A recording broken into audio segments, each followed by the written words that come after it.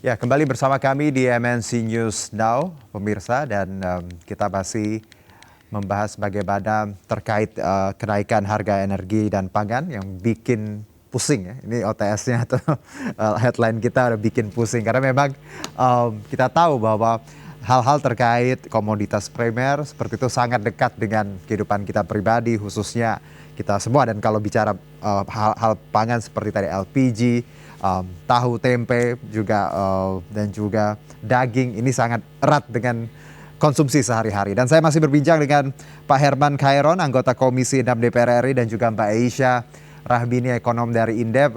Saya ke Pak Herman dulu. Kalau kita bicara jangka pendek dan jangka panjang.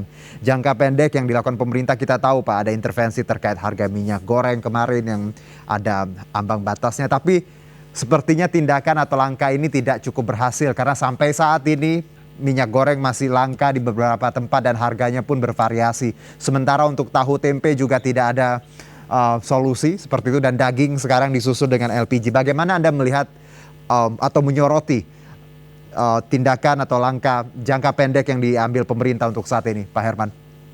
Ya, saya kira sangat ironis ya. Jangankan tadi yang saya sebutkan, yang masih kita tergantung dengan impor. Ya. Minyak goreng yang sesungguhnya kita adalah produsen terbesar di dunia dengan 54 juta ton, dan kita hanya butuh sekitar 17 juta ton saja, malah kita langka di negeri yang kita memang memprodusen minyak sawit gitu ya. Nah, ini menjadi ironis. Nah, oleh karena itu saya kira negara harus merumuskan betul tata cara yang ini secara sistemik bisa menjaga terhadap stabilitas harga. Menjaga stabilitas harga itu bukan hanya di tingkat konsumen tentunya, juga harus kita bisa menjaga stabilisasi di tingkat produsen supaya juga keberlangsungan usaha dan peningkatan produktivitas per komoditas ini bisa dilakukan. Oleh karena itu, pertama syarat mutlak itu adalah neraca komoditas. Neraca komoditas garam, neraca komoditas gula, kedelai, dan bukan hanya angka-angka gitu ya, bukan hanya karena produksi kita tahun 2022 berpotensi turun, lantas impornya dinaikkan, bukan itu persoalannya. Persoalannya adalah bagaimana way out, jalan keluar untuk bisa menstabilkan harga, sekali lagi di tingkat produsen dan di tingkat konsumen, sehingga betul-betul ini terjangkau oleh kemampuan daya beli masyarakat. Mungkin fluktuasi harga kalau masih dalam batas psikologi, batas normal, saya kira masih dimaklumi karena tingkat kenaikan ini kan bukan hanya dipicu oleh persoalan kenaikan harga hukum ekonomi, supply dan demand, tetapi juga dipengaruhi oleh psikologis. Psikologis akan memasuki bulan puasa dan Ramadan biasanya konsumsi meningkat. Ini psikologis gitu. Tetapi atau misalkan perang Rusia dan Ukraina itu juga psikologis. Atau mungkin berita tentang kedelai di Brazil tidak berhasil, produktivitasnya menurun, itu juga menurut saya ada faktor-faktor yang kemudian meningkatkan terhadap kelangkaan ataupun kenaikan harga di dalam negeri di Indonesia. Oleh karena itu, saya kira pertama yang mutlak harus dilakukan adalah adanya neraca per komoditas. Yang kedua, harus ada stok nasional, stok pemerintah, sehingga pada waktu-waktu tertentu tidak menjadi pemadam kebakaran. Pada waktu harga minyak naik, kemudian ribut semua. Kementerian Perdagangan dituntut harus segera melakukan operasi pasar secara masif. Kedelai turun, kemudian harus dilakukan koordinasi dengan koperasi tahu tempe yang kemudian harus merumuskan kebijakan memberikan subsidi pada selisih harga misalkan. Kemudian pada waktu kelangkaan atau kenaikan harga daging, maka harus, menurut saya tidak harus setiap tahun kita kemudian dihadapkan pada persoalan ini. Kuncinya apa? Negara harus memiliki stok. Pada harga-harga tertentu, harga normal, negara memiliki kemampuan untuk melakukan stok, paling tidak untuk triwulan, per triwulan. Sehingga betul-betul neraca perdagangan itu bukan hanya dilihat dari sisi supply demand, bukan hanya dilihat dari ketersediaan, tetapi juga keterjangkauan dari sisi harga. Nah, oleh karena itu perankan BUMN, perankan seluruh institusi negara yang terkait dengan peran-peran yang bisa menstabilkan harga ini. Yang ketiga, menurut saya ini kan juga korelasinya dengan sektor energi. Ya, bagaimana juga memberikan, dulu kan ada yang namanya tol laut untuk mengangkut daging ataupun sapi dari produsen dari NTT, dari Bali, dari NTB diangkut ke yang konsumen terbesar itu kan DKI Jakarta dan Jawa Barat. Bagaimana diangkut sampai ke sini? Dengan apa? Dengan subsidi transportasi. Kemudian pada sisi lain tentu yang harus dilakukan adalah bagaimana Kementerian Pertanian mampu untuk mendorong peningkatan produktivitas per komoditas. Karena secara teknis dan psikologis ketika produksi menurun dan kemudian ini sangat bergantung kemudian penambahan dalam neraca terhadap impor, ini juga akan meningkatkan harga di dalam negeri. Oleh karena itu, produktivitasnya harus mampu ditingkatkan gitu. Gula ya harus ditingkatkan. Masa pabrik gulanya semakin banyak, tapi produksi gulanya semakin sedikit. Berarti apa? Berarti membangun pabrik gula yang basisnya rafinasi. Kalau basisnya rafinasi, ya berarti impor lagi gitu. Raw materialnya impor lagi. Nah, kalau misalkan memang harus menambah kapasitas pabrik gula, ya harus menambah juga perkebunan tebunya, sehingga betul-betul kita meningkatkan dari sisi kemandirian pangan dalam negeri.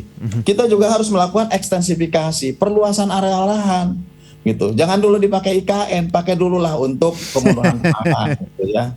Pemenuhan pangan dulu, kita jangan dulu berbicara lain sebelum betul-betul bisa menjamin stabilitas pada setiap event, pada setiap momentum, pada setiap menjelang hari besar keagamaan yang secara psikologis ini bisa meningkatkan harga.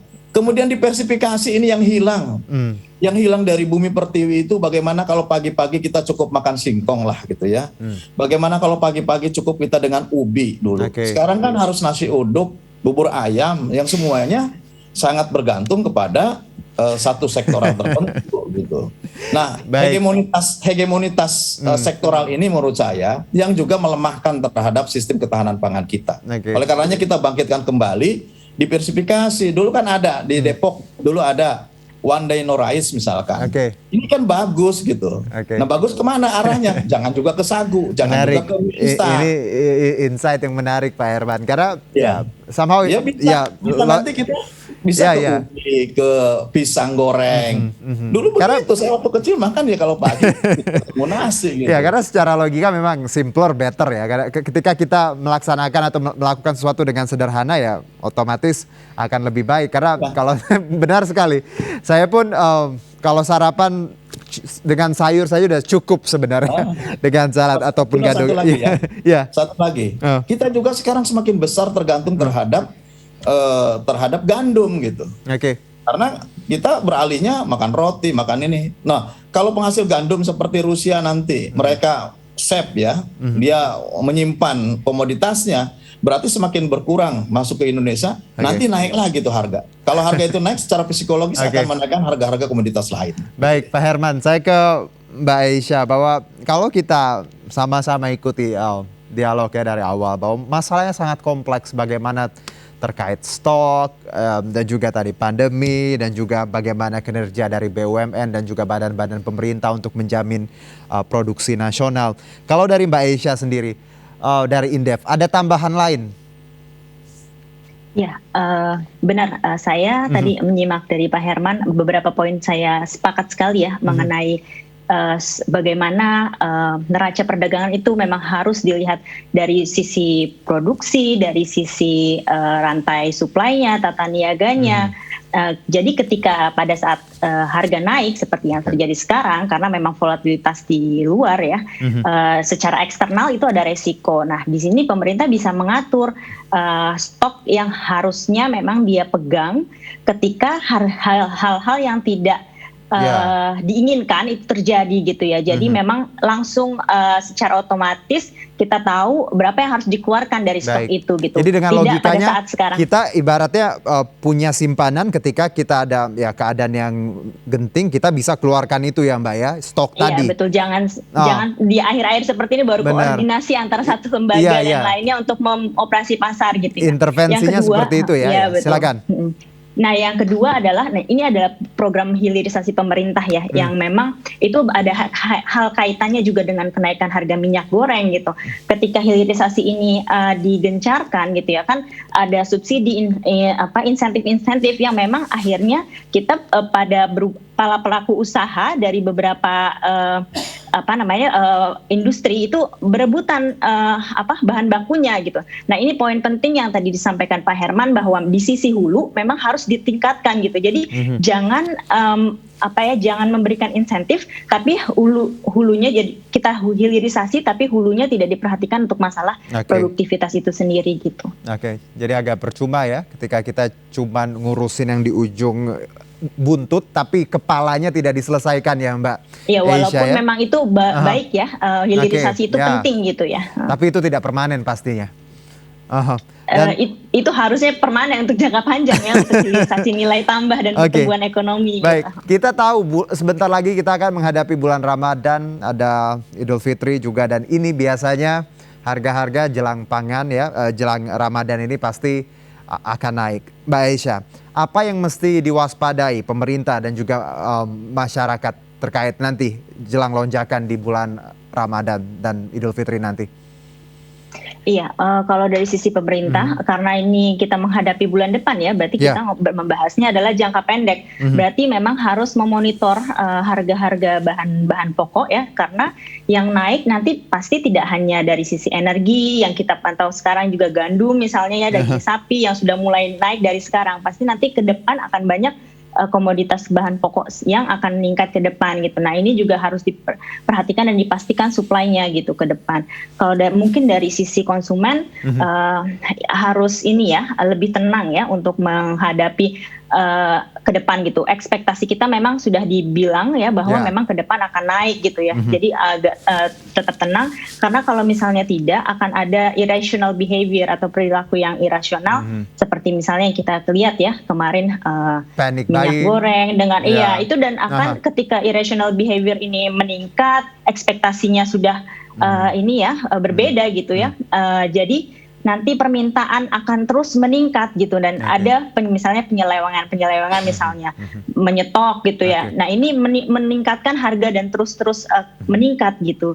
Jadi menjaga ekspektasi masyarakat itu juga penting untuk harga ya, terhadap penting harga untuk dimengerti ya, atau dipahami konsumen bahwa tadi behavior kita juga salah satu kontribusi ya, instrumen yang bisa tadi menyebabkan harga naik. Jadi sebenarnya kalau ada keterbatasan di depan, bagaimana kita menyikapinya dengan sangat hati-hati, tidak panik ya Mbak Aisyah ya. Dan ini tentunya kalau kita panik, tadi panic buying, berbondong-bondong, ya ini juga banyak dimanfaatkan orang untuk hal-hal yang tidak benar. Saya ke Pak Herman. Pak Herman, terakhir mungkin Pak Herman, apa yang ingin Anda tambahkan? Kita tahu bahwa bulan Ramadan sebentar lagi, Idul Fitri, ini pasti sudahlah seperti budaya, seperti tradisi, pasti semuanya akan naik, tidak hanya bahan-bahan tadi energi, tapi juga hal-hal lain.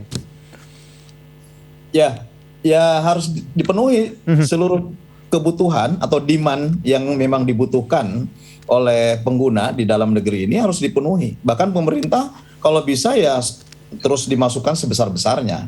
Karena kalau kemampuan untuk bisa mensubsidi seluruh kebutuhan pokok, saya kira dalam kemampuan keuangan negara tidak mencukupi gitu ya.